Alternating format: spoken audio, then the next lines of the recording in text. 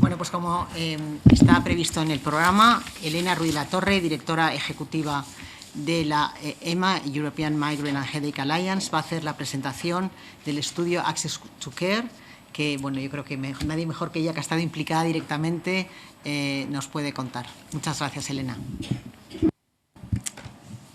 Muchas gracias, Isabel. Gracias a ti. No hace falta que te vayas, No, te puedes quedar aquí conmigo. Las dos somos grandes luchadoras por la migraña y mereces estar aquí también. La European Migraine and Headache Alliance es la alianza europea que reúne a las asociaciones de pacientes de migraña o cefalea en racimos en Europa. Nos contamos con 33 asociaciones de pacientes de 23 países diferentes. Todos intentamos trabajar alineados, unidos y reclamar, tener unos mensajes similares y trabajar unidos solicitando y reclamando los derechos que necesitan los pacientes con migraña y que tan lejos están hoy en día todavía de conseguirse o han estado de conseguirse. Después de las palabras de la diputada doña Rosa, no me acuerdo, ha dicho, creo que tenemos muchísima más esperanza a partir de hoy en conseguir alguna meta, algún reto y algunas de las solicitudes que traemos hoy a este Congreso de los Diputados. Muchas gracias a todos por haber venido.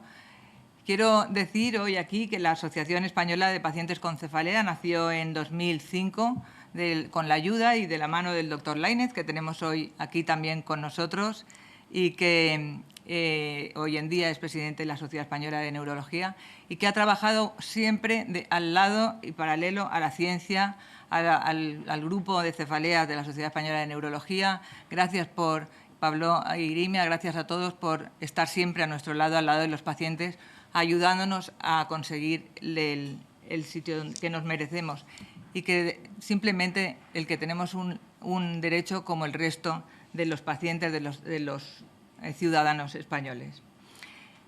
Este año, el año pasado, hicimos una encuesta sobre la dificultad del acceso a los nuevos tratamientos. Como muchos de los que estáis aquí sabéis, han aparecido unos nuevos tratamientos de nueva generación para la prevención de la migraña y detectamos que estaba habiendo muchas dificultades. Y desde Europa se decidió hacer una encuesta en 14 países diferentes, en 12 idiomas, a través de las asociaciones de pacientes. Esta encuesta fue respondida por 3.397 personas y el 13% de las respuestas fueron pacientes españoles. En España se trabajó con la Asociación Española de Pacientes con Migraña y Cefalea, con Isabel Colomina y con el equipo, y a través de la asociación se reclutaron todos estos datos. Quiere decir esto que los pacientes que respondieron, de alguna manera, son pacientes informados, pacientes expertos, pacientes que ya saben lo que es la migraña. Hay un pequeño sesgo porque no son pacientes de la calle, pacientes que no saben ni qué tienen, son pacientes que ya han sido informados y que la dificultad que expresan y las cifras y datos que hay aquí vienen de este grupo de gente que ya es conocedora y experta en el manejo muchas veces de su migraña. La distribución por sexos de las respuestas fue un 90% de mujeres, como es muy evidente siempre en todo lo que hacemos con migraña, y el rango de edades también en España fueron entre 18 y 45 años el rango mayoritario de respuestas. Y las zonas urbanas de residencia donde trabajan activamente con los ingresos anuales familiares inferiores a los del resto de los países de la Unión Europea. Tenemos aquí un quesito en el que pone que en España la media de los ingresos familiares fue menor a 40.000 euros, cuando en Europa vemos al lado que es superior del 37%. Hay un pequeño grupo que nunca quiere decirlo, nunca quiere dar este dato, pero evidentemente en España el salario se ve, o los salarios y el acceso de la gente es inferior. En cuanto a la situación laboral, la mayoría de ellos, 72% de las personas que contestaron, están en trabajo activo en este momento. Y de todos los participantes, el 50% tienen migraña crónica, 16 sin aura, algunos con algunos tipos. Esta respuesta es muy similar tanto en el resto de los países que participaron como en España.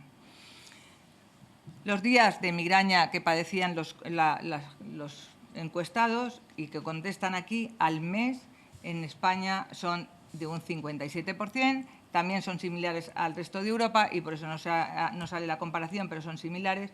Y los años padeciendo migraña la suma del total es más de 30 años, ¿cómo es? El 81% es de entre 10 y 20 años. Es porque la gente, por eso decía que la gente que responde a esta encuesta ya sabe de qué va la migraña, ya la conoce y ya sabe cómo manejarla o autotratarla. Aún así, contestan a estas respuestas o a estas preguntas, dan estas respuestas como vamos a ver, con datos muy preocupantes. Cuando los pacientes tienen un episodio, la migraña es una enfermedad muy incapacitante, como ha dicho Isabel antes, que afecta a todas las actividades cotidianas, pero es muy importante remarcar que no es lo mismo lo discapacitados que estamos o lo incapacitados que estamos durante la vida normal y lo incapacitados que estamos durante una crisis de migraña. Cuando se les pregunta, sin un episodio de migraña, qué actividades puedes hacer y cuáles no puedes hacer, vemos claramente aquí en verde que sin migraña prácticamente no se necesita ayuda para nada, podemos hacerlo todo.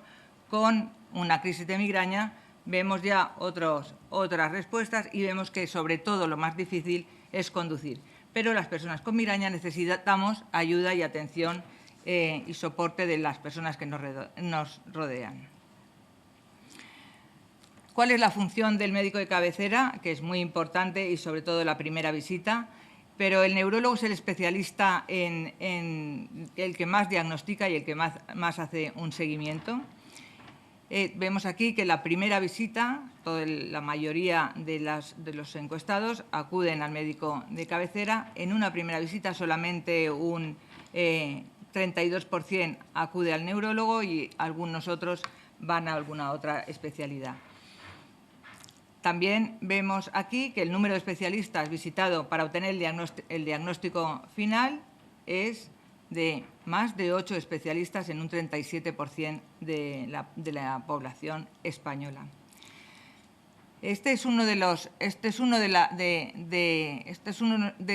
nuestras reclamaciones hoy en día. Hay que acortar ese plazo de visitas a los especialistas. ¿Y dónde está el problema? Posiblemente lo vamos a ir analizando después. El problema está en la falta de especialistas. Los que son especialistas saben muy bien, son muy expertos, pero hay muchísima falta de expertos y de especialistas en España todavía que conozcan, que respeten y que reconozcan un buen tratamiento para la migraña. ¿Qué especialistas hacen el diagnóstico de la migraña? Volvemos a ver que en una gran mayoría es el neurólogo, en un 58%, el médico de cabecera solamente en un tercio, y hay otros que hacen también, puede ser ginecología, puede ser medicina del trabajo, pueden ser otros especialistas. Y después de este diagnóstico, ¿quién hace el seguimiento? Volvemos a ver que los pacientes siguen acudiendo al neurólogo en la gran mayoría y muy poquito, en este caso ya, al médico de atención primaria. Y también es muy, muy importante el dato de que en un 26% de las personas, de los afectados, no hacen ningún seguimiento con ningún especialista. Posiblemente no han tenido suerte con el especialista que han elegido o que han tenido y se han visto tan perdidos que acaban automanejando la enfermedad o mal manejando la enfermedad, incluso llevándoles a una cronificación. Según las aportaciones de los entrevistados, los analgésicos generales son el primer tratamiento recibido desde el diagnóstico de migraña y los CGRP son los últimos. Los CGRP son los nuevos y más innovadores tratamientos para la prevención de la migraña de los que hablábamos antes. Aquí lo que vemos por columnas es lo que reciben los pacientes por visita. En la primera visita, sobre todo, se recetan medicamentos de venta libre en las farmacias, analgésicos en general. En la segunda vemos que se reduce esto y empiezan con los específicos. En la tercera se van viendo en las columnas como finalmente la gente acude mayormente ya a terapias complementarias. Ya hay un mayor número de personas que tienen CGRP, pero todavía muy pequeñito para la necesidad que tienen. Mi pregunta aquí es, ¿por qué tenemos que esperar hasta la 7ª visita cuando acudes a un médico, a un especialista con una migraña fuerte, cronificada, pesada, que te afecta toda la vida? ¿Por qué tienes que estar esperando hasta la 7ª opción para recibir el tratamiento más apropiado? Esos 7 visitas suponen un montón de años de la vida de una persona. Hasta que llegas a la 7ª opción, han podido pasar 7 años de tu vida. 7 años de la vida de una persona con dolor son muchísimos. Es enorme. Los pacientes que estáis aquí lo sabéis perfectamente, sabéis de lo que estoy hablando. Los neurólogos creo que también, porque nos recibís siempre con este mensaje y este lamento. Pero realmente esto hay que solucionarlo, hay que acortarlo. Y si ya existe un medicamento apropiado y una molécula que ha sido estudiada para la migraña, ¿por qué no hay mejor acceso? ¿Por qué no es más fácil llegar y por qué no se facilita la vida de los pacientes? Esta diapositiva es parecida a la anterior. En esta vemos que la cantidad de medicación que toman los pacientes y en qué orden. Tratamientos específicos como triptanes en general en Europa se toman en un 78% y en España todavía estamos en una cifra muy bajita. Los de venta libre, los de OTC, los analgésicos, son superiores en general, en España más bajito. El tratamiento preventivo, todas nuestras cifras son mucho más bajitas. España está todavía a la cola de los tratamientos en Europa. Y aunque el 41% de los pacientes declaró que los costes del tratamiento para la migraña afectan a su economía mensual, solo un 1% pidió un cambio de tratamiento debido a esta causa. Hay un 36% de las personas encuestadas que declaran, que dicen que pagan ellos de su bolsillo los tratamientos. Van a clínicas privadas, les receta el médico privado, les receta el tratamiento que corresponda, van a la farmacia y lo adquieren. El tema es que todavía el Sistema Nacional de Salud no ha asumido y aceptado y normalizado a un paciente con migraña como un paciente importante y un paciente que necesita ser bien seguido y bien tratado. Casi el 90% de los pacientes reciben tratamiento, pero el tiempo transcurrido desde el diagnóstico hasta el inicio del tratamiento pone de manifiesto las dificultades notables para acceder a estos buenos tratamientos para migraña.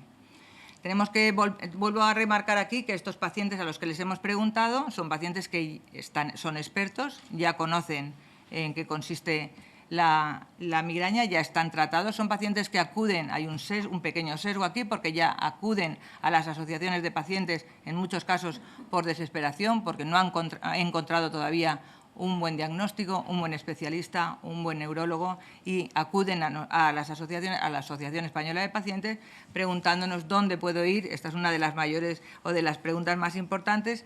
¿Qué puedo hacer? ¿Dónde puedo ir? Lo he probado todo, sigo con migraña, no sé dónde acudir. Y por eso se pone de manifiesto aquí la dificultad que hay desde que a uno le dan un buen diagnóstico hasta que uno recibe un buen tratamiento que le funciona. Los anti-CGRP y el Botox son los tratamientos más difíciles de conseguir. En España son muy difíciles todavía y las dificultades principales son que no están cubiertos y que el producto no está disponible. Esto según en la primera parte de la gráfica, aquí tenemos las dificultades que tenemos para acceder a cada uno de los tratamientos con migraña, y en la segunda parte tenemos por qué dicen los encuestados que tienen esa dificultad para acceder. Evidentemente, los más difíciles en la primera tabla para conseguir son el Botox y el CGRP, pero en la segunda tabla voy a acudir, que es un poco el testimonio de los pacientes. Ellos dicen que fundamentalmente porque no está cubierto por el sistema sanitario, para lo que les dicen para ellos cuando van al médico privado porque no está cubierto por su seguro privado, los seguros todavía no lo tienen, porque no está disponible en su hospital o en su centro, porque hay gran estigma por parte de los responsables políticos. Ellos entienden que son las limitaciones presupuestarias en su país, pero eso no es una razón suficiente para que no les sea administrado, o por el estigma dentro de las comunidades autónomas. Con esta diapositiva quiero simplemente decir que en el año 2009, esta información es para los diputados, y tenemos algún diputado en la sala en este momento, ya vinimos a este congreso. Ya hicimos esta fase del Access to Care que presentamos hoy, es la tercera fase. En el 2009 se hizo la primera fase. En ese momento ya salieron unos datos muy similares a los que están apareciendo hoy. Las conclusiones en aquel momento la asociación se llamaba AEPAC, todavía no tenía la palabra migraña incluida, era la Asociación Española de Pacientes con Cefalea, pero era exactamente lo mismo. Las conclusiones eran que la práctica habitual muestra que a los pacientes no les resulta fácil encontrar médicos que les atiendan con su problema del dolor de cabeza, y que en muchos casos la respuesta obtenida tras acudir al médico no satisface al paciente o no resuelve su dolencia. Una vez más, nos vamos a la especialización. Hay muy pocos especialistas, los había en el año 2009 y sigue sin haberlos hoy en día. En un 77% de aquellos encuestados no estaban satisfechos con el tratamiento de su migraña, y en la casilla de al lado, las causas de esta insatisfacción: el tratamiento no era efectivo, era difícil la localización de los especialistas, las citas eran muy espaciadas o la explicación era insuficiente. Esta es la prueba de que estuvimos aquí, en la sala, con todos los pacientes, reclamando desde Europa que mejoraran estas circunstancias y esta situación, y la verdad es que en España no ha mejorado nada todavía. Desde el año 2009 hasta hoy no se ha mejorado política y socialmente en nada. Quiero decir también que la ciencia ha evolucionado en estos últimos 20 años una barbaridad. La ciencia entiende mucho mejor qué pasa en nuestro cerebro, la ciencia ha investigado moléculas nuevas, la ciencia ha avanzado enormemente, y la percepción social y la percepción política del problema sigue siendo el mismo y sigue siendo enorme. Este es un ejemplo de lo que ha pasado en Italia. Con esto termino, esta es la última diapositiva, de lo que ha pasado en Italia en estos últimos años. En el 2020 se declara la migraña como enfermedad social. Y el otro día, hace muy poquito, tuvieron otra nueva reunión en el Congreso de los Diputados. En enero estuvimos allí presentando los datos de Italia. Hace poquito volvimos a estar allí, y el Congreso de los Diputados allí ha organizado unas reuniones específicas multidisciplinares dentro del Congreso con los políticos para ver cómo se atacaba el problema. Ya se ha declarado enfermedad social, y ahora en esta última reunión se da un paso más y se reconoce el derecho a aquellos que sufren migraña a tener el correcto diagnóstico en centros especializados, a tener la terapia adecuada y el derecho a obtener el nivel de discapacidad que le corresponda por esta enfermedad durante el periodo de tiempo que estén en una fase cronificada o muy severa de la enfermedad. Con esto voy a dejar ya paso a las mesas de debate, que creo que son las más importantes hoy, para ver cómo podemos llegar como nos ha dicho la diputada Rosa Romero, a mejorar y a avanzar en la migraña y en cómo cambiamos el mundo de la migraña en España. Muchas gracias.